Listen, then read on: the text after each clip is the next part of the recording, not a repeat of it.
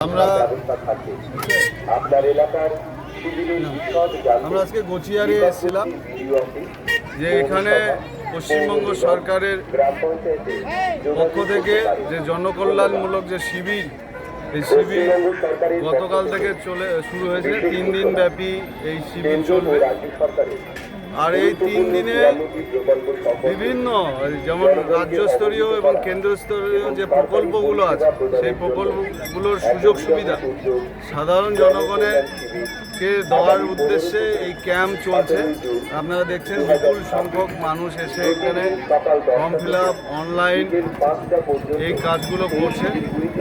এবং এতে বিভিন্নভাবে আগে যেমন আমরা দেখেছি যে যখন আগের যে সরকার ছিল তারা এই গরিব মানুষগুলোকে বঞ্চিত করে রেখেছিল। সরকারি সুযোগ সুবিধা আর জনগণের মধ্যে সেভাবে পৌঁছায়নি। এইরকম ক্যাম্পের মাধ্যমে, অনলাইনে আবেদন করার মাধ্যমে পশ্চিমবঙ্গ সরকারের মুখ্যমন্ত্রী শুভেন্দু অধিকারী যে উদ্যোগ নিয়েছে তাতে সাধারণ মানুষ অনেকভাবে উপকৃত হচ্ছে। আজকে আমরা এখানে এসেছিলাম, দেখে গেলাম, খুব ভালো লাগলো। এবং আগামী দিনে মানুষের যে বিবিধ চাহিদা বা সমস্যা সেগুলো অনেকাংশ মিটবে বলে আমরা আশা করি। ধন্যবাদ।